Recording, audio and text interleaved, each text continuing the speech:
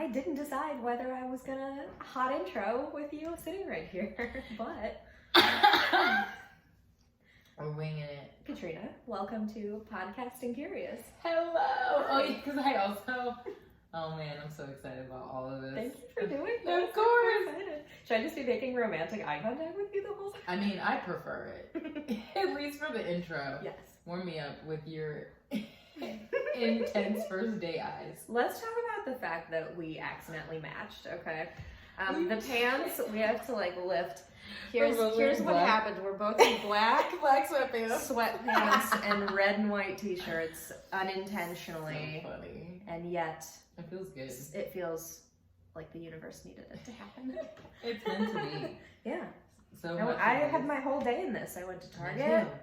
Yeah, me too. I went to Target. Really? I did half my laundry. I'm going to dry stuff after we're done. Did you leave wet laundry at the laundromat? Not at the laundromat, but it's in my car. Okay. And which, honestly, the only downside is that it's super heavy. But then I don't know you to only half do your laundry. I feel like you're so passionate about laundry that you get it done. You also do laundry more than anyone I know.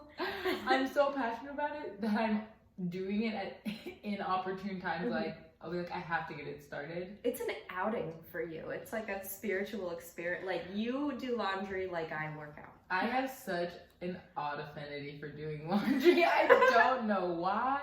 I think anyone that knows you know that you're like about the laundry, that you'll post where you are. You will like make that laundromat that you're at popular all of a sudden. It's so embarrassing that people will like DM me when they're doing laundry and be like, I think about you when I do laundry now. That's how weird you are about laundry.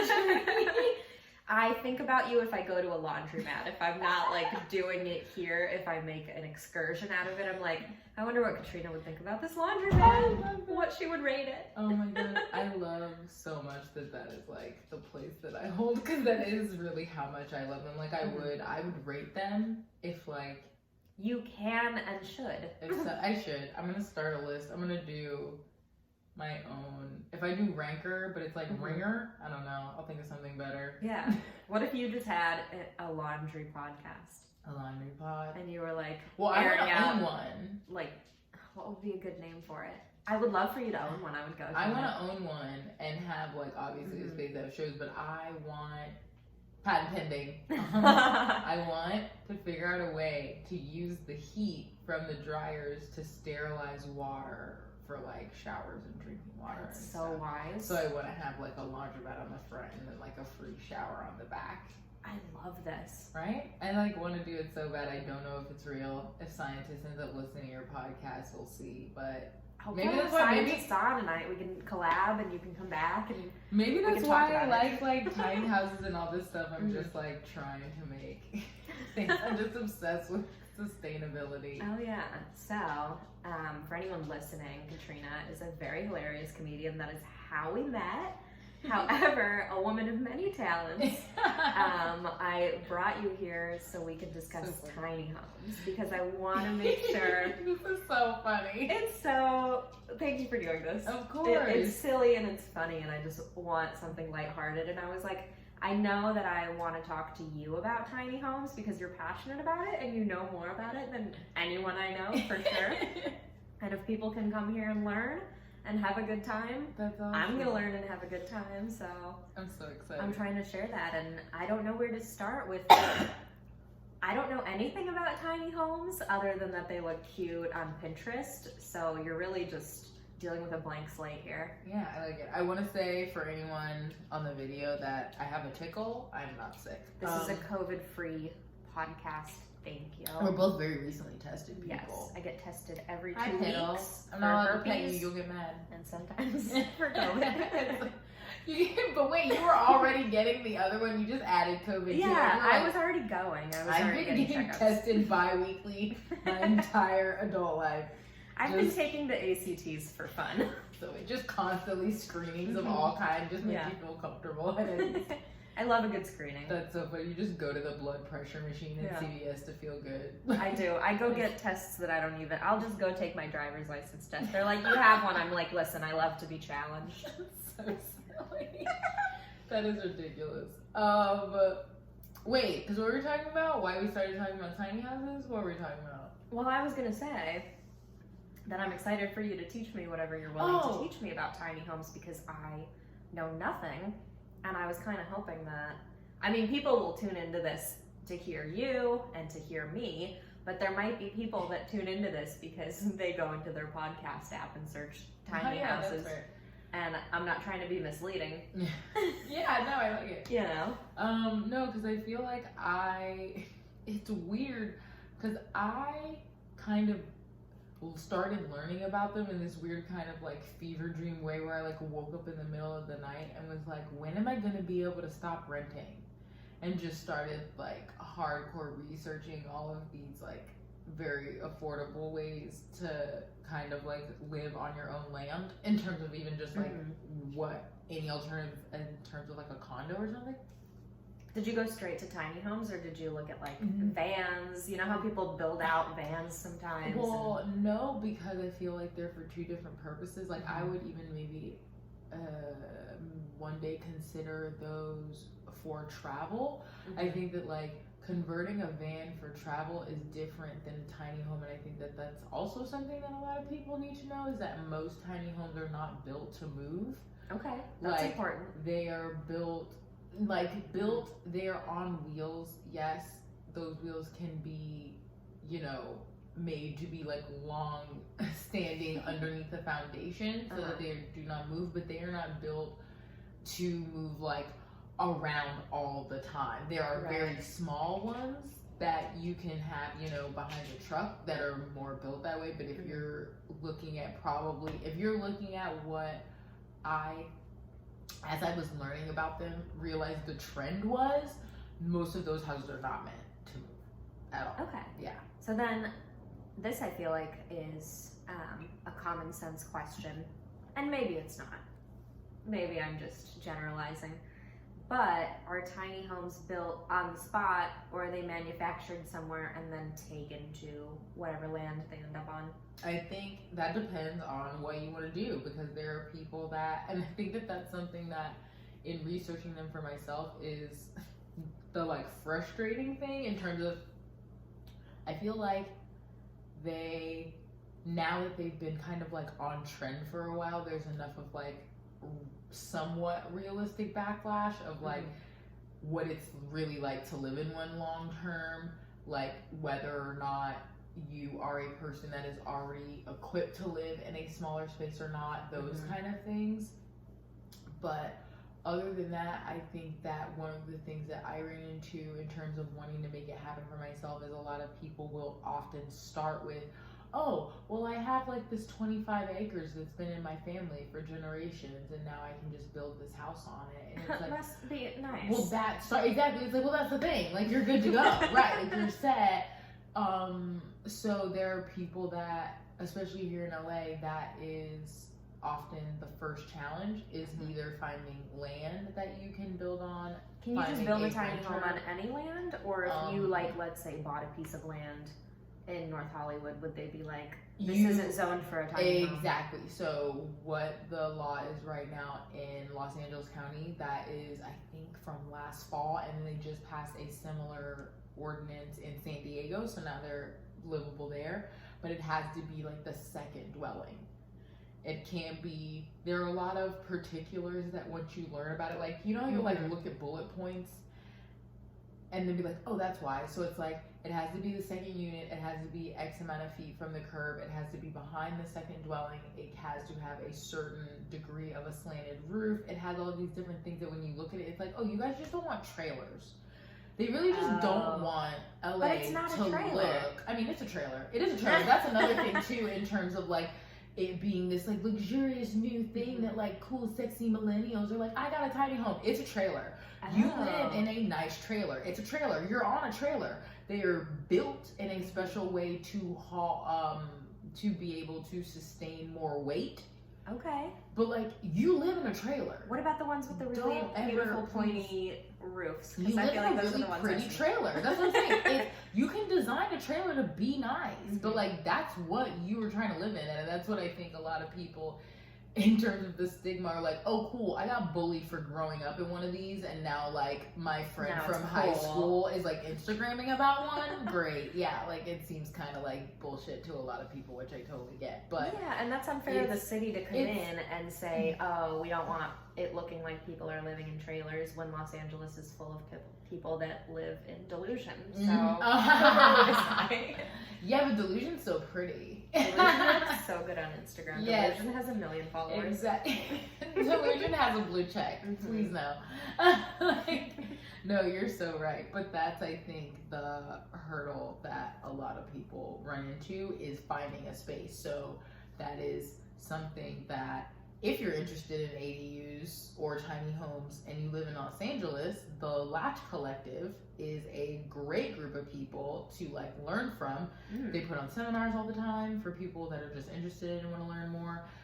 And people, depending on where you are in the process, if there's people that full on know 100% this is what they want to do, they have basically like meet and greet hangouts for people who have space that they want to allow someone to build an ADU on, but they just don't want it to be any random person because LA is crazy. Wait, hold on. So they'll come meet you and hang out at this thing and be like, oh yeah, like who, you know what I mean? Right, because they have to let those people on their property then. Right. But you dropped an acronym real smooth and went right over it. And let's go back. What is that acronym? Oh, Latch? No. Oh, ADU. Oh, ADU? it's an accessible dwelling unit. That's just what the like accessible dwelling unit. So or we're learning like already. that. I'm I think learning. it's accessible. I can't remember exactly what the A stands for, but it's definitely dwelling unit. And is that what people that are like hip to tiny homes call them? Is that the lingo? That's like the legit term for if you're looking for what they're allowing them to be right now. It is the terminology they use to talk about the second dwelling.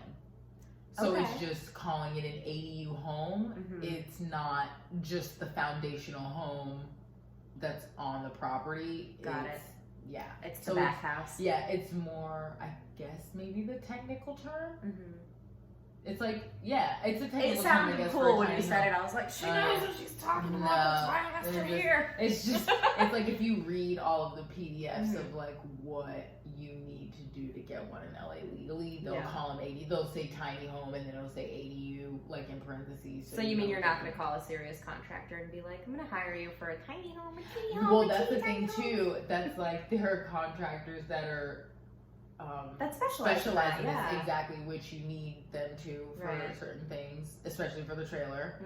And then there is kind of that thing where you start talking to people, and because I got really into it and made my own plan, I started talking to people in terms of how you're saying the different ways to do it. I was talking to builders that are in Canada, and that would drive it down to California and like whatever those additional fees are. But I was like, oh, well, you all have different, you know, codes up there. Like if you build it by international code, the stairs can be 2 inches more narrower than they're allowed to be. If I had an inspector come into my ADU in America and say like those stairs are regulation, it's not safe for you to have those. Okay, so Canadians have narrower stairs and free healthcare. Well, that's not funny. Well, Canadians they could because I think that they go by international residential housing codes as opposed to our like different American ones. Like that's and they use the metric system. That's so another we're thing. Really That's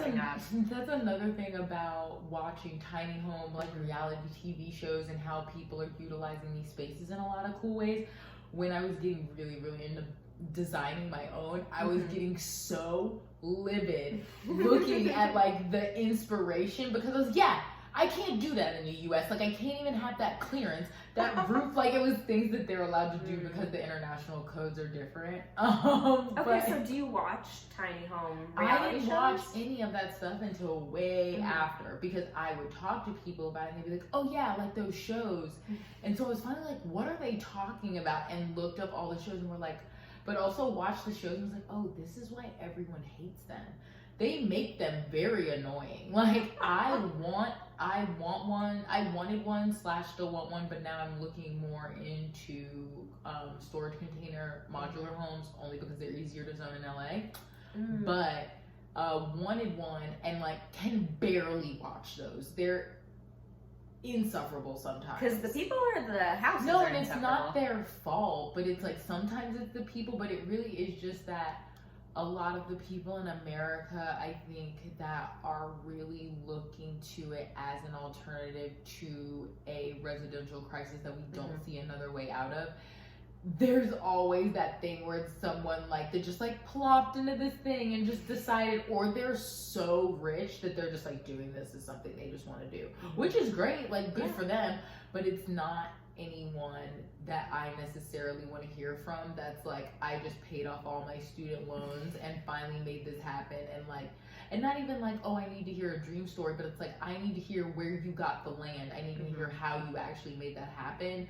And most of those shows are people that didn't have any of the reason, like all of the reasons they didn't have the hurdles. Yes, where you're like actually looking into all doing of like it. the problem solving that I think it even does for people, they don't usually address that. Every once in a while, even they'll maybe have like a person that like travels a lot or something like that. But yeah, and even the some of the ones that I do really like, they're almost a lot of them are in New Zealand and Australia, and so it's like, that's awesome, but that's not here. It's like, yeah, everything, a lot of stuff there is awesome. You guys got a lot of great stuff going for you out there, so okay, it's just not applicable. So I can see why Americans watch it and are like, oh, you're into this super unrealistic fad, and then you're gonna get into a house where like you can't open your cabinets and your dryer at the same time and hate your life. Like, I see where people think that it's kind of like a joke. Are most of those types of houses not built with solutions for opening things at the same time? No, a lot. Like, if anything, because that's what I kind of did when I was, that's what really kind of got me into it, even in terms of like a puzzle, because I really like floor plans and architecture anyway. So I set out to make a 8.5 by 26 foot trailer tiny home, comparable to my studio apartment in LA, if not better. So I was trying to square foot by square foot make up for the space that I have now, just to see if it would be like, yeah, I can live the exact same life that I'm living right now. So what's the layout? Tell me about the floor plan that you designed. I want to hear what the layout is. It's so funny because I do everything to scale to the point where I have like a teeny tiny paper cutout of my yoga mat, so I could make sure that when I have the desk pull out, I can still have it. It did make a small... I mean, brilliant. Oh my god. But yeah, it was just like, you know, a living space and then a loft and then a kitchen and a bathroom and whatever. And the real... A loft, so is it like 2 stories sort of? Well, sort of, only the loft. But that was another challenge in terms of, if you want to get a longer one, you can like maybe have everything be on the same floor. I like the idea though that you climb up to sleep. There's something cottagey and authentic about that. I'm okay with having a loft to sleep in as long as there's real stairs. Yeah, not a like ladder. Yes. And that's just even to like pee in the middle of the night and stuff. Like, it's annoying if it's like your everyday. Yeah. But every day you're like, I'm training to join the like fire department. I was about to say, you're like Girl Scout camping it every day of your life. No thanks. But the only thing that I was like, the biggest challenge that I had the most fun with was trying to recreate all the closet space I have.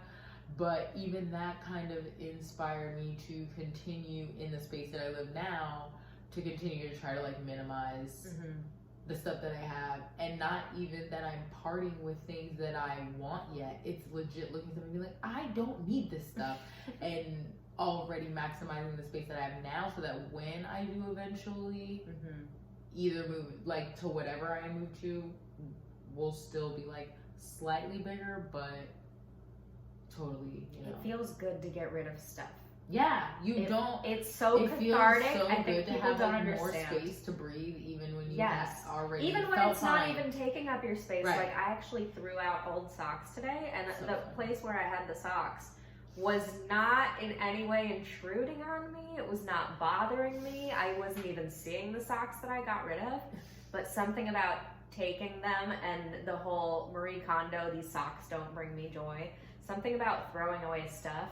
And just knowing that even if it doesn't consume physical space, that I have less stuff to worry about, period. That I don't just like attached to, It's very freeing. To like just have less stuff around you that you know isn't necessary, even if you know that it's being like, I've put hundreds of dollars worth of stuff out in like the hallway of my apartment at this point because it's just like I don't need any more, who cares? And it's great because it's like everyone in my apartment is using that stuff more than I was, whatever it is, all of it. So it has kind of also helped me just continue in that, like every wave that I get rid of a little bit more stuff, it's like cool, all right, like a little bit more space, breath of fresh air. You're like, less stuff that I have to worry about. And I think that it's also helping me save money to eventually get to that point because I look at stuff and I'm like, because I'm so aware of everything that I just evaluated, I look at stuff, I don't even want to like shop because it's like I don't need anything, I just looked at all my clothes, I'm good. If anything, I'm like looking to see if I don't wear any of this stuff, it's gonna go too. Like I don't want for any of it because I'm so aware of everything that I already have. Yeah. That it's like, I'm good. And beyond what you don't really need and things that we keep that are extra, that are like either sentimental or that we're like, oh, I just feel like having an extra raincoat or an extra whatever. Where if you're constantly in this mode where you're kind of daydreaming about a tiny home, you're also concerning yourself with the space that it's taking up. So it creates this opportunity to be like, what do I really need though? And I think that I know that everyone's different, but I feel like we, in terms of things, sometimes will keep things and be like, oh, well, I'm saving that for like whatever. And that day never comes. It's making me get rid of things that were maybe this really boring everyday thing that I was defaulting to. Yeah. And be like, oh no, I use the fun one all the time now because what was I saving that for? What am I not using all of this stuff up for? Yeah. So I have a real issue, and I'm working on getting past this, and this is quite a first world problem, but I was buying all these candles that are like it's my really funny nice candles. I know that you do have a thing with candles. I do. And if I could share the smell on a podcast, I would, but believe me when I say I live really close to a place called Candle Delirium that's just an entire store worth of just bougie, overpriced candles. Only on Galena Street would there be a place called Candle Delirium. But I've gone in there a couple times now and I've bought overpriced but really amazing candles. It's right next to Incense Insanity. Is it? No, I'm joking. Call the mayor, have them open. So I used to buy candles and save them and be like, oh, I'm gonna burn this one when like I have a romantic date over. It's like that's gonna happen. And now I'm just burning them when I'm home on a Sunday. You're good enough for the smell. Yes, exactly. And that's what I'm learning to adjust to. Because that's what I love clothes. So clothes was my thing. That I have stuff that's like whatever. But then even like vintage t-shirts that I just bought this one, I love it so much. But it's like old t-shirts, like even because I love cartoons, like certain graphic tees that I have or whatever. And now it's like, I just wear only stuff that is my favorite stuff.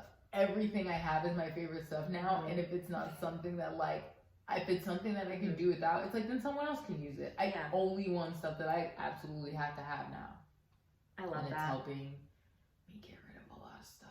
That is helpful. I need to go through my closet again with that eye. Yeah, it's nice to just do, but that's the thing, I feel like I've gotten to this point because I used to definitely just be more attached to stuff, but now I'll be like, I'm not using it, and I think time helps because it's like, I held on to that last time, still haven't worn it, still doesn't matter, still haven't thought about it any of the time in between there and now. It's like, trust yourself to let it go, and then you'll let it go and still remember it later.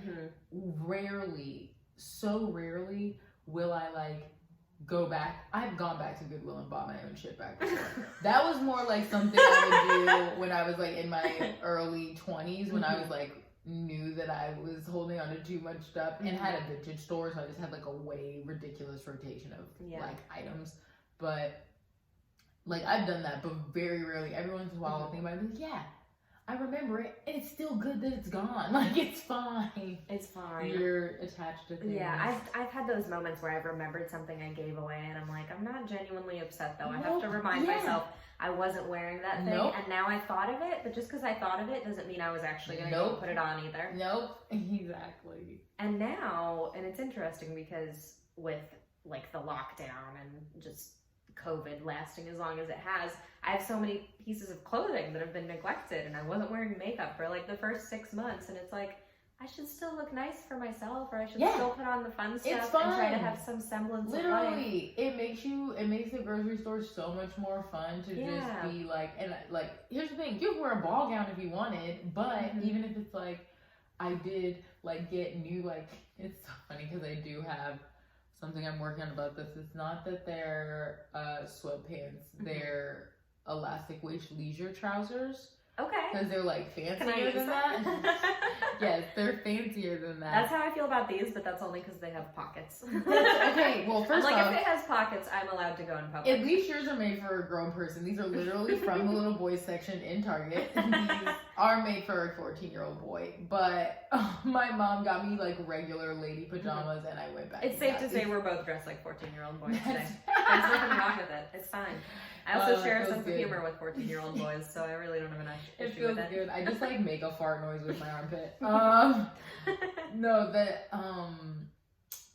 wait, why was I saying that? I can't even Target, remember. sweatpants, wearing nice stuff in lockdown, Oh quarantine. yeah, because it's like it just feels good for yourself to do that, and like on Exactly. any like level that you want to do for. It's the burning candles of the clothing world. Yeah, because Wear the nice pants. I feel like it's kind of the way people have been, and I feel like you can do it with money or not do it with money, because I feel like I did it with just like rearranging things even, but making it where like I love being in my apartment so much more now. Like I didn't hate it before, but like even with reevaluating everything for the tiny home plans, I was like, oh, what are the pieces that I absolutely want to like build a space for, because I like never want to get rid of it. I mean, What like, pieces do you have that are like oh that? yeah, I have like a trunk. I have a chair that I've had since I was like in first or second grade. Really? That's so cool. You moved it from Florida over here? I love that. It came with a desk that I just had when I was like, that's what I mean. The desk just showed up. I don't remember. And it's always been the only chair that I've ever had for my desk. So like every desk I've ever had, I've had that same chair until I just, because of lockdown, because like my back was seizing up, I got to buy a real office chair. Because it's literally a wooden chair. Like I shouldn't be sitting in it for 12 hours at a time, but I was like my whole life until this year. And now it has a plant in it, but I love it. Yeah.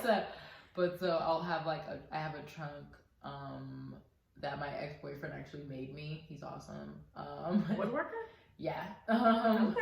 It's cool. I'll show you. I think I've showed you pictures of it. Maybe not. I don't think I've seen it. It's badass. Send me a picture. I'll post it with the episode. It's sick. So I have like the trunk, my chair. I have an end table that's like this old mid-century modern end table that I got from Kyle June Williams, who I love so much that I bought an end table from her, and then we started a show together, the show Valley Girl, that I now do by myself online, just because she's like focusing on more important things right now because of everything. But I bought an end table from her that's amazing and like legit old, and we even she was like, oh, I'm so excited that you have this, it's so cool. It's like, and her apartment isn't like my apartment, but she has the best stuff. Like she has the best stuff. So that end table that I got from her. Oh, and I have this like giant rolling cubby that I don't know where it's from. It literally is like, wait, a rolling cubby? Yes, like it is like it is like 9 cubby squares that are open, like what kindergartens would put stuff in on wheels. Yeah, I love that thing. Oh, that's fantastic. And I got it from my company that I first, like the first company I ever worked for out of college when it shut down. My best friend Annie got it. Annie, I love her so much because we talk about like houses and stuff all the time. She lives up, I think it's in Northern California. She'll laugh at me because I have no sense of direction, but I'm pretty sure. But she got it first, and then when she moved back to California, I got it. Thank you, Annie. Awesome. And then I moved it over here. And she's like, you brought that here? I was like, oh yeah, I did. I love that thing. Yeah. So those are probably like the 4 or 5 things that while I was evaluating, I was like, oh, I have a space for that, I have a space for that. All this stuff can come with me. All I'm going to do is get less stuff from here. Yeah. Like, I'm good. That's great. And Like, it's I'm just especially gonna keep like every working piece on of that. furniture is that you're saying you're going to keep and make room for Yeah. is something that also has a cool backstory. It's not Oh, just yeah. like you've had the chair forever, you got the end table from a friend. You have this cubby has like a whole backstory, so that's really cool. Everything, which I've always been that way, just because I love vintage and old stuff, and I love estate sales, I love all that stuff. So yeah, it's like it feels good to, I don't know, even like I'm so attached to them in general. Like I did a floor plan for a house that a friend of mine is working on right now. Oh, that's cool. So people just come to you for floor plans now. No, well, it's like if anything, he knows way more about it than I do. But I love aesthetics and logistics that he isn't as, you know what I mean, like whatever you want to do with that. And so I did another one just because it's so much fun. Like I love them so much, and even the problem solving of like I want to do this size space for this many people. This is what I want in it, that kind of thing. And I legit like wanted to cry seeing it, any part of it be real. Like it's so cool to just make something on paper. Yeah, it's like so cool to like watch something on paper. It's just gonna make you want like a more. tangible thing. Yeah, like I mean, I'm gonna get something. Like I'm gonna get out of renting. That's really all this is all about. And just I will stop renting at some point, but we'll see. I really, renting is necessary but painful. It's a necessary evil. It's like, I get you can't just go out and buy something. Yeah. It's very hard, but it hurts. Because even if I would have gotten stuck, because I would have gone out and bought something in Florida, and then I moved. So, not like it's impossible, but... Right. I know, I was actually thinking I would not, no offense to Ohio, but I'm from there, and I wouldn't move back. But I have been looking into buying because it's just so insanely affordable. I want to buy a house. I've always wanted to buy at least one house for me to stay in when I visit my family, and for my friends to be able to rent. Yeah. Like affordable, like reasonably. That's how I feel too. And there's homes there that I'm like, Oh, I've paid like the mortgage on the homes that I'm looking at is the equivalent of what I've paid in rent at this apartment for 6 years. Oh my god! I straight up ask people about. I'll be like, hey, did anybody buy that purple house that used to be a hair salon? Because I want it. Like there's a house that like no one has bought for years.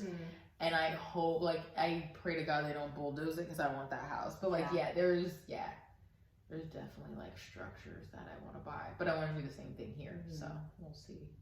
So when you design the tiny home that you have in mind and you do the floor plan, do you run into that situation where like, oh, you have this door and if you open the dryer, you're not going to be able to use the dishwasher or That's something? Why a lot. Tell me about that.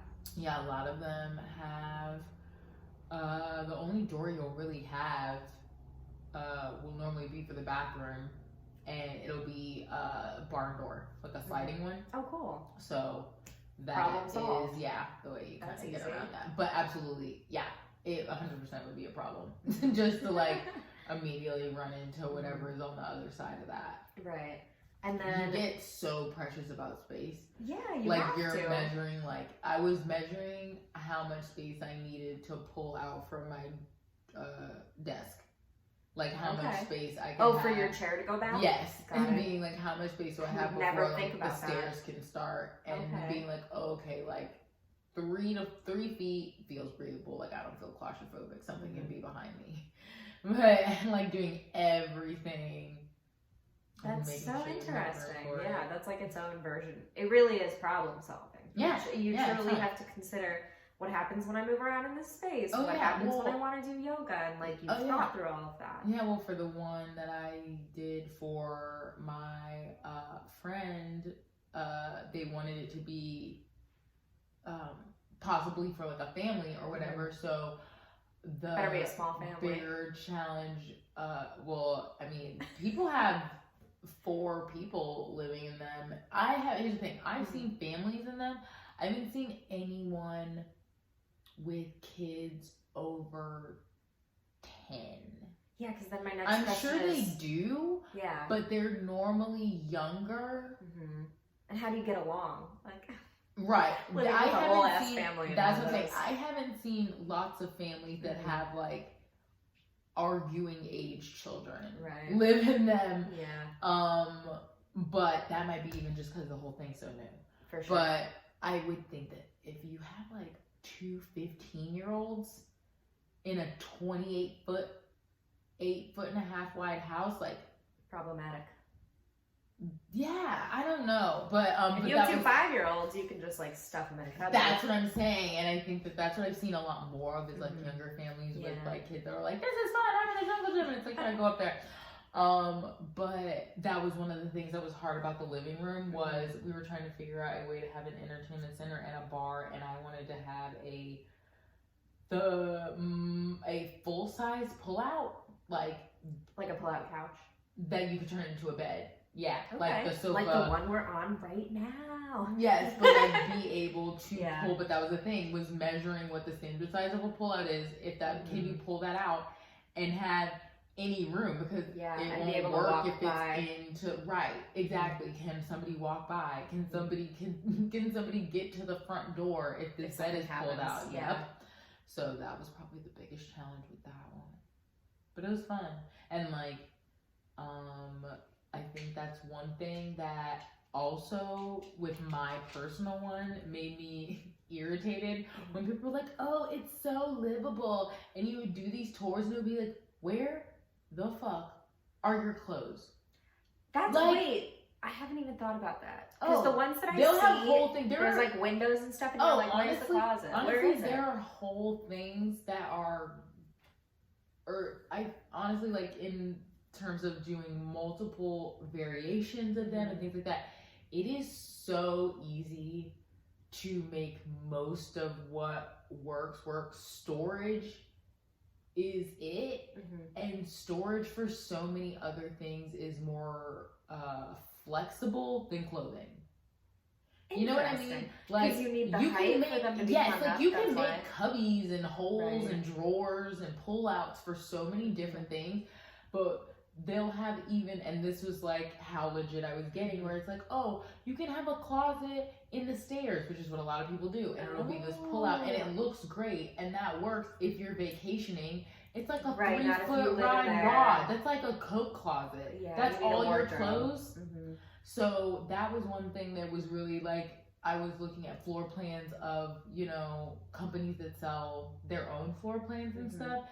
And that is one thing that I really see as lacking is real closet space. Yeah, they're more, and that's what I think makes a lot of people mad that like them for sustainability, is that people are like, oh, we got a tiny home, and it's like this rich family going glamping, like they don't live in it. You don't live in it. You couldn't live in it, so you're building this thing that's not actually sustainable because it's not practical for someone to actually live their everyday life in. And that was another thing that I kind of wanted to do with mine, was make it like full on the way that I live in my studio, like as close as I could get. And you get tax breaks when it's your principal residence. Ooh, I don't even know what half of that means. I'm a podcasting comedian in Notary Public who specializes in real estate loans. Oh my god. Can you please do an ad for your notary? NotaryGalena@gmail.com. No, as the ad in your podcast, like you cut, like you're gonna do a and then commercial, pay myself. But your commercial, like a music starts, like they're like, oh, we're gonna ad for like. And I'll just cut in with like, hi, do you need something notarized? Yes. And have a valid ID with you and live within 20 miles of my zip code? Exactly. No, or even we'll do different ones where it's like, you know, it's hard to find a notary sometimes. And it's just like that soft music. And they're like, wait, this isn't about Casper mattresses. 10 out of 10 dentists recommend NotaryGalena@gmail.com. Yes, literally. Yes, that's what I want. I'm trying to. I don't even know if that email. I use my regular email, but I had set up this, and NotaryGalena@gmail.com is such a great email. Yes. And yet I don't use it. I mean, the emails, I think they'll come to me and they'll get forwarded. You know why, Katrina? Because I can't remember this many passwords, and I don't want to deal with it. You know why? I'll tell you why. Because I can't get into it. I'm very busy. I don't need to market. That's how in demand I am as a notary, that I don't need to do a commercial. I mean, I'm that's so freaking busy. And also, I feel like that's a really good advertisement too, is being like, I don't even have time for you. I don't want your business. I'm swamped. Leave me alone. I do like that kind of flex. I'm just like, I'm booked. Sorry. I'm booked, so even if you want me to do something for you, it can't help you, boss. No, oh man, I really wish that there was some kind of pun that you could do with your name and notary, but I can't think of one, because I have the Twitter, but also I understand because I have the Twitter account Katrina, and I never use it, but I just can't. That's too bad because that's so good. Isn't it so dumb? I can't. Yeah. I love it so much. It's so stupid. There's nothing on there, but it's so. I'll never let go. I can't do it unless I say like Galina Ravina Notarizina. Like I would have to. You would have to sue Notary. Mm-hmm. Well, that's what we'll do. We'll make a children's book about a notary and make you the star of it. What even rhymes with notary? I don't know. Besides rotary, which is also old. Also old, yeah. Nothing antiquated. Rotary notary. Yep. We'll figure it out though. Because for some reason I feel like if there was a rotary notary, Eugene Merman would voice it. I don't like it. Seems real for some reason. It does. Anywho, I will notarize your docs for you when you get that tiny home because that falls within my jurisdiction. I want to figure it out. But that's the thing that's hard is land is still very expensive in LA. Right. But you don't need a lot of it. But you do need it to be like, that's the thing that you got to get a sweet spot where they're not coming down on you for putting that on the front lawn. Well, even in terms of having like just enough richness, because you could buy a piece of shit that's falling down, put your ADU on the back, and refurbish it. Well, you could, or refurbish it, but take your sweet time doing it and know that you don't, like, I feel like you would usually invest in a space like that and have to like live in a hotel while it was being renovated or something like that. That's a really good point. And so it's like, yeah, you can just go around living in your ADU as you like build up an investment in front of you. Yeah. Very true. But you gotta have like $1 million to do that. It's rough out here. We're trying. That's our plan. We're all watching. That's like the one upside to, not like the one, but one of like, I don't know. It's a dark silver lining to that cloud is like hopefully. To which cloud? To the COVID cloud? Yes. Yeah. Like hopefully things becoming more affordable. I hope so. Like, I feel like they would come down to unreasonable. That's how expensive it is to be in LA. Well, right now, I know. Because it was just like unfeasible before, and now it's like even worth looking at now, maybe. It's becoming worth looking at a little bit, and I've been eyeing it just to keep my finger on the pulse. And I feel like apartment prices have come down like 10%. Roughly, and I feel like they're gonna hold out.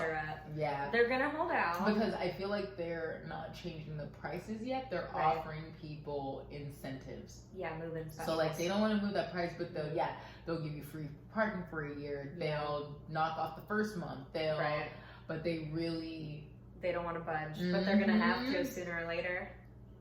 We're in it for the long haul. Bring them prices down. You want your unit sitting vacant? You're just gonna hemorrhage money. Also, that's like for anybody that like is okay where you're doing, sweat them out. If you're a landlord, bring your prices down. That's so funny. Also true, please. If you're my landlord, I hate you. Come fix my bathtub. So funny. Oh my gosh. I would also have many things to say to my landlord, but I don't even think they're even in this country. Do you think that? Have you ever met a landlord that seems like they enjoy being a landlord? Well, I have a theory that all of the ones that don't mind it are just somewhere like Scrooge McDucking into a pond of coins. Yeah. Like off of the coast of an island somewhere in international waters. Like I feel like when I complain about stuff in my apartment that it's basically me yelling at the wizard. And it's just like this lovely Latina woman that can do fuck all and like will not ever do anything. I haven't had a carbon monoxide detector for like the entire year. They came to fix my carbon monoxide detector and it was so old that it just aged out. Wow. Like I was like, I put new batteries in it and it's still not working. And the guy goes, yeah, this is just too old. And then they sent me an email saying, we're sending you a brand new carbon monoxide detector. I was like, did you just tag brand new onto the front of that? Like I'm supposed to be super amped that you're keeping me alive with a spanking new carbon monoxide protector? Please bring down your prices. Bring down your prices. Let's get to it. My landlord. So funny. The refrigerator in this apartment is so old that when this refrigerator was installed, like OJ was still just a football player. Like that's how old. You're a liar. I'm not. The juice is loose in this apartment. I have him on my mind because there was like a helicopter right over here a couple hours ago. My roommate and I were talking about that? it. Was there just like, there was a note for Tang inside of it or something? No, Like, the date of the refrigerator is on the refrigerator. oh my gosh, it's that old. It's that old. But also it's funny because mine didn't even come with one. If you look, That's something that's fun if you about. open the door, there's some print in there. Like you can find the manufacturing date. No, well, that's what I mean. I have a new one, but it's because that's a fun thing about apartments in the valley. They don't come with fridges. Yeah. Like, Yeah. it'll be Not just like, the valley, but like Los Angeles. Is that in general. something here? That's something here because when I Because it's first so moved bizarre here, to look at so many It pictures is. of kitchens and just with like, no fridge. none of them have fridges. Yeah. And I feel like it's because now we all have to take our fridges with us. Right. But like, it's if you become guys start commonplace. giving us fridges, Yes. we If won't. I live, I'm so looking weird. for apartments. You think I just have a fridge? I mean, yeah, because That's it's not from your a last reasonable- place. It's so unreasonable. It's so bizarre. I've never experienced that before living here. Just Same. multiple places just don't have a fridge. It's just commonplace in Los Angeles. I remember moving here, and It's I an remember interesting- liking certain apartments initially and not being able to get in there because I was like, I'm not trying to drop a couple $100 extra on a Yes. fridge, and then I have to take the fridge because now I'm attached to the fridge, It's an like because I bought it. It's an interesting line to draw. To be like, no fridge, you're move renters. It's so weird to not put a No fridge. fridge, no air conditioning, $3,000 a month. Come and get it. Or like a weird mini fridge, which still blows That's my mind. worse. I'd rather have That's no fridge way than a mini worse. fridge. You can't. Why would Am you? I a single man in my 40s? Why Give would me you- a refrigerator. Why would you act like it's normal for someone to not be able to get a whole gallon of milk? Yeah. And I don't even need a whole gallon of milk, but it's like, why? I need a fridge that I can crawl into when I'm upset. If you weren't so small, that would seem like a weird thing, but I feel like that is how we could test refrigerators. I at could Home step Depot. in there. Like if I we should were be able to shopping step in there. and you were like, what? If you did a lap around a refrigerator in Home Depot and then just opened it and went inside of it They would be like, for ma'am, like a please beat, leave. no, for just like a beat, and then just like stepped out and you're like, I think this is It's the good, one. it's the one. Yeah. I'm cozy. I can lift my arms. I'm good. This is my. Don't trust. I know what I'm doing.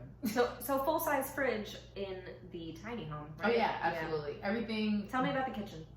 I mean, everything is full size. I think I did sacrifice a dishwasher, but that was only because I wanted to. And this is also an option that people have in terms of like going off the grid or whatever, is having Oh, off the water grid. No one storage. misses you. People that get off the grid, you're not so important. Well, it's Get not back on the even- grid. No one's looking for you. Well, I mean, obviously there's people that do it because like they want people to forget they exist because they killed a guy. But I think that there's also something to be said about not wanting to be reliant on things, because even like this is like an actual city, but it's like they won't let you collect your own water because people probably don't know what the fuck they're doing and give themselves botulism. Right. But also like there are places where the water is not good and they don't give anyone a way around that. And so it's like, but you can't, or even the fact that we know that we're running out of water. Right. So they don't let people collect rainwater or whatever. Like there are certain things that I kind of like respect. Like I'm down for you to at least even be prepared for. But I think that also depends on your lifestyle, because there are people that are like, oh, I have a tank that's big enough for me to take like a week in Yosemite and I don't have to like go, I can take like, 5 military showers and use like whatever my drinking water is for X amount of days and just go, travel or whatever that thing is, that you're also making more sustainable for yourself. Yeah. That's the perk of that. So then are these homes, I mean, maybe it's not all the homes, or is it, do they have like underground pipe, like are they connected to, they must be So connected most to of like them- electricity okay, and utilities, is the question. Yes, so in LA, for you to live in an ADU, it has to be hooked up to sewer and water of the city. So you don't They gotta be able to charge you. Yes, they don't really give you the option to do that, because that was one thing that I did kind of want to have a compostable toilet in mind, which is like What's that? a huge, not like huge, but it's so funny because it is like a dividing thing in tiny homes is like people who are going to have plumbing versus a compostable toilet, which isn't plugged up to anything, and it uses basically like a peat moss kind of thing to like Pete Moss, is that Kate Moss's brother? Sorry, I've never heard that term before. I'm kicking you out of your apartment. What is a peat moss? Peat moss is an actual, like a specific kind of moss, and that isn't what this is, but it is some kind of like organic moss thing that you put in the toilet that it basically breaks it down and makes it into compost. That's very cool. So there are people that are very sensitive to that because they feel like that's gross and weird and there's no water and what the fuck is happening. And so I've watched a lot of videos. Is that what's at the bottom of like the Coachella toilets? Here's the thing, that's what should be, and they don't put anything in there. Like, that's the thing. No, they don't, because you end up at those places and there's porta potties and you're like, right, you can see what they put in there.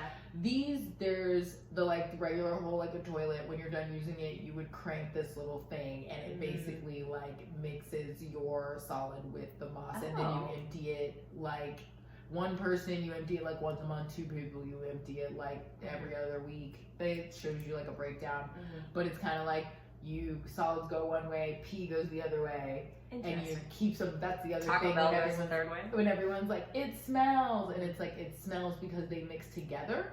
So if you keep urine separate, apparently it doesn't smell. This is what I've been told in the videos. I cannot vouch for this experience, but see, I'm hearing about this for the first time. But that's what happens with composting toilets, and that is really good if you are also in a place where you're growing, not even like, oh my gosh, all my own vegetables, be sustainable, anything that you're growing, that's gonna be great for, and you're not, putting a strain on whatever system. You're not at the mercy of the city's utilities.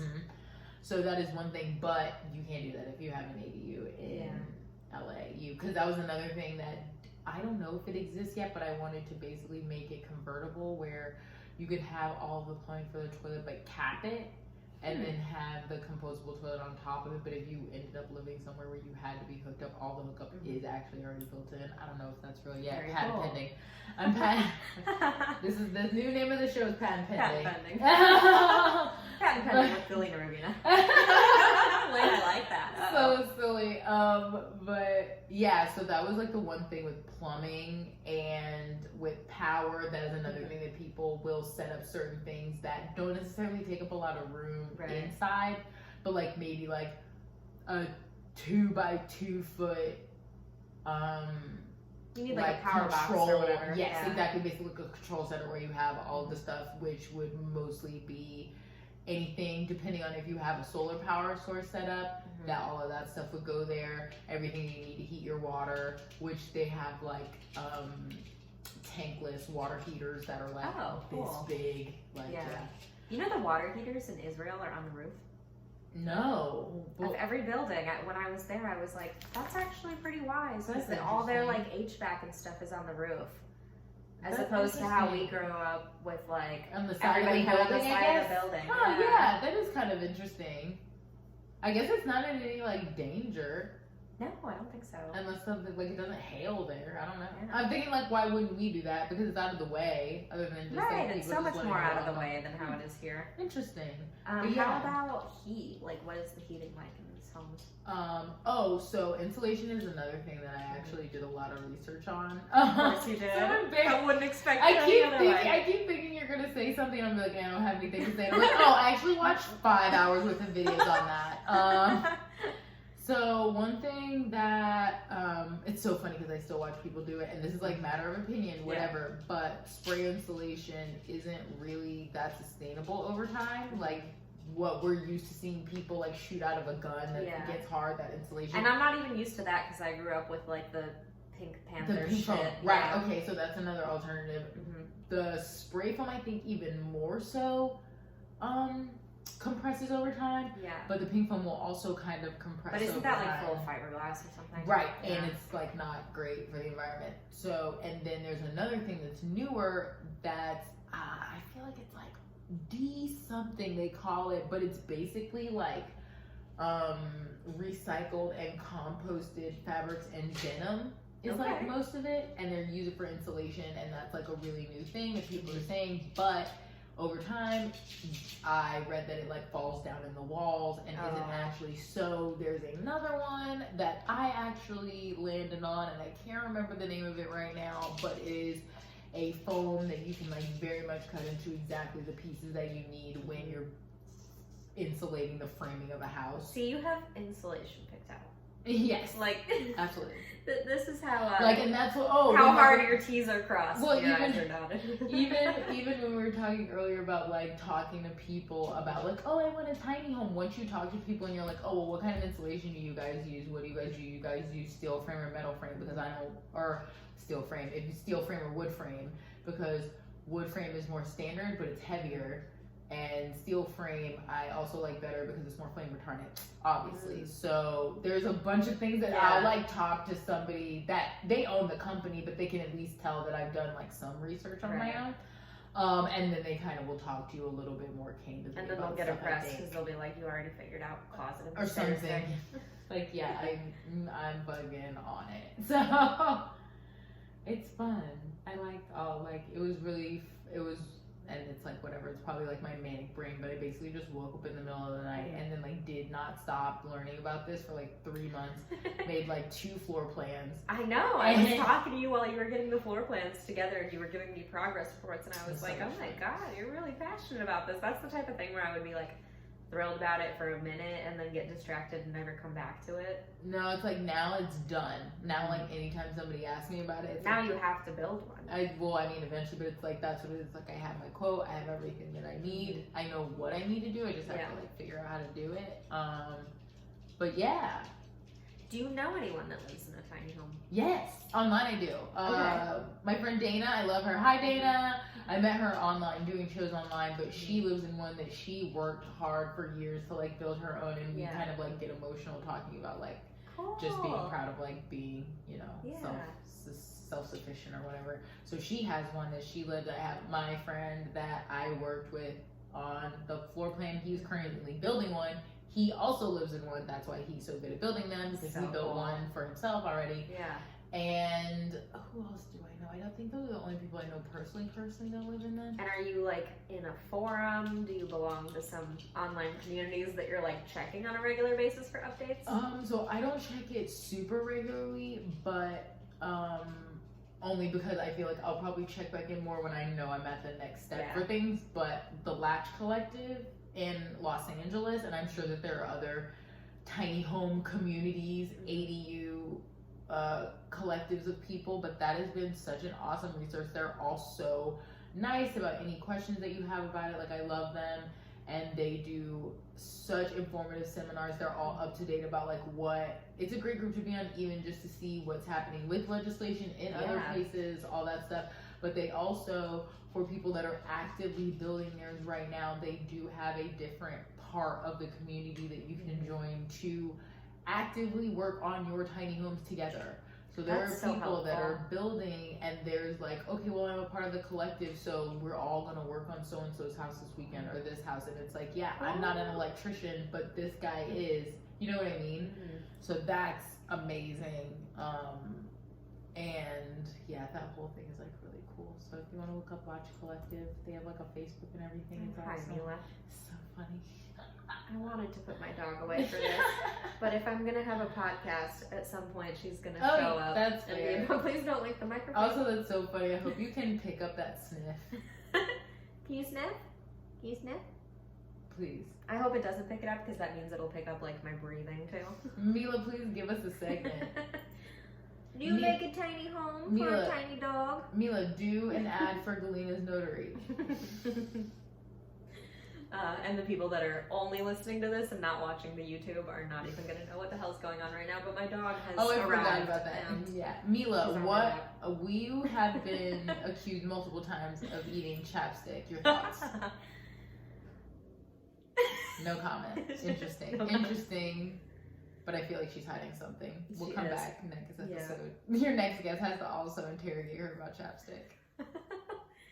All right. Well, is there anything else that you want to say about tiny homes? Let me see. I feel like we covered a lot of the basics just in terms of like the stigmas around them, what they actually are. I would say if you're if you live in like, because I feel like even in LA, we're used to smaller spaces. If you live in like a regular suburb and you can afford, if you live with your boyfriend and you can afford an apartment that has like a bedroom or even 2 bedrooms and you have like an office, but you like fall in love with this on HGTV, like that is not the same. Like I feel like that's the only thing is really people maybe kind of falling in love with this romanticized version of it, and then maybe even watching people that are like, oh, it's great, we can open this up and we just like watch the sunset every day, and you're like, oh, it looks like, it's like, yeah, but you don't live that life. You're not those people. That's not what you're gonna be like living in this small space. So I would say like maybe just be honest with yourself and how you actually live your everyday life. Because that was really what I think I spent the most time on, was being like, where do I spend the most time? How do I use this space? Do I stand up? Do I sit down? Do I want this to be tall or short? Do I want more space here? Where am I willing to sacrifice space? Like all of those things are... That means you're really so much more in tune with how you function than probably most people. That's true. But I think that if you want to think about changing, if you happen to be interested in it even, that is a good thing, that it kind of even brings it to your attention. Even if you decide that it's not for you, it kind of brings your attention the way that you live your life. And because I think it has also, because in my apartment now, it kind of made me realize, oh, I sit at my desk all day long. I literally sit in a corner of my studio apartment all day just writing, and so I kind of rearrange things where I have other spaces now that I like enjoy other parts of my apartment and like have downtime that isn't just staring at my computer.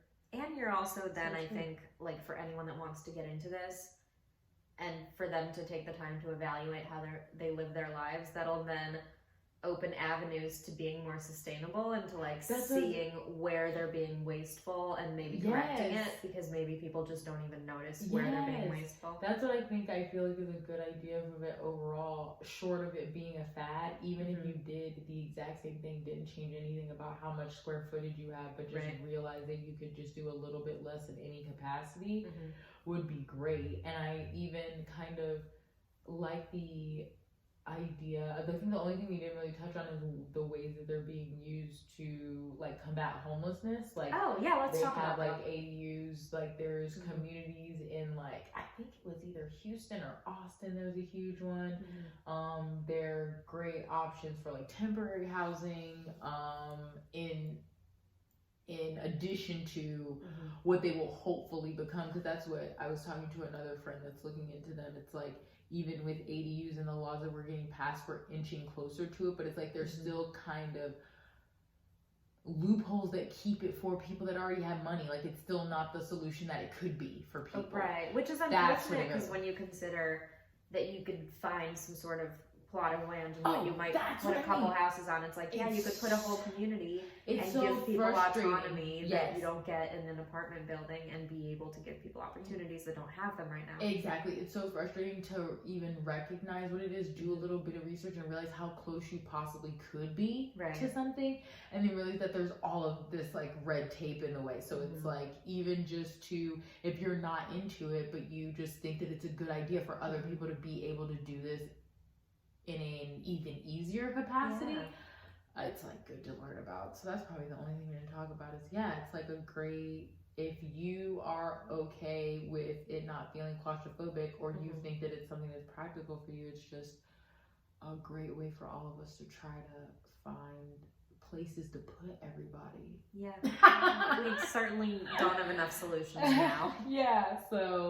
But I mean, it's great. I think they're awesome. It's really interesting. I just love houses and structure and architecture in general. So I just think it's even interesting, all the problem solving of the different ways, and like not even tricks, because some of them are just beautiful architecture that actually, I don't know. It's great. Like I love them. There's so many aspects. I knew I would learn, but I learned more than I thought. Oh yeah, good. I don't know what I'm talking about. I didn't set the bar high enough. That's on me. No, I'm glad that I could do it, because even this was like a few months ago. So this is just all the random stuff burned into my brain, because I love tiny houses now, I guess. You know about them. I mean, clearly this is a point of expertise for you. Oh, okay. Here's my final question. Okay, what? All right. is your tiny home going to have its own washer and dryer? Are you gonna abandon the laundromat? Literally, like, one of the first things that I did was like shop full size stacked washer dryers. That's one thing. Like, some people will even do like one full size, but you know the ones that like it washes and dries in the same machine. Yeah, I don't like that. I want full rotation. Like, oh my god, that's my favorite thing in the world. I miss it so much. I miss being able to do laundry in my apartment because I still like laundry. Like, laundromats also, but like laundry, separate affair. But die. You have your own laundry. My Love god. Love I'm just it. gonna Google stacked washer dryers after this. So am I. Like actually. a red one, maybe? I'm into it. That's the only color I would do other than black is red, probably. Yeah. Not into stainless steel appliances. Like, yes for kitchen, but for some reason I never think of stainless steel for washer and dryer. But yeah, I would consider it. I guess I just think about fingerprints. But yeah, I never think about stainless steel for the washer dryer. Remember when Cadillac made washer dryers? No. Oh my god, I'm gonna get one of those. If anybody's remembers Cadillac, I swear Cadillac made washer dryers. I'm not making it up. You're like, I'm gonna get vintage washer dryers. I hung out in Home Depot a you lot. you better get the steel walls then if you're gonna get an old Cadillac washer dryer. You just set that place on fire. It's so swank. It's bigger than it needs to be. Like, it looks like a car that can wash clothes. That would probably be very cute, actually. I have to Google that when we're done, so I have to make sure that's not a dream that I had. But I don't think it. I believe you. I feel like so who knows funny. laundry like you know laundry. That's so funny. Thank you so much for letting me talk about this. Thank you for doing this. I appreciate it so much. This is you are the first. You're breaking my cherry on this here. Yeah. This podcast. So new pod. Yeah. Go ahead and tell people where they can find you. Oh yeah. You can find me on Katrina Savad, which is SIVAD, but it's just Davis backwards. Yeah. Literally, I love that. Boring. It took me like 2 years to figure out that that's what it was. And then when I did, I was like, I see what you did there. My favorite things in the world. People have like brought me up at shows. Yeah. And gone, like, while they're saying my name out loud, like, because they tag me. It's great. But yeah, it's just Davis backwards, but that's like my website, Instagram, Twitter, everything is Katrina Savad. But you can also follow me on Katweetna, and maybe I'll start using it. Making a comeback. I You love heard it here first. It's so good. I got that issue like 2010 or something embarrassing. I've never used it. Well, Where do they look up Wait, Katrina. do you not do your? I guess you're the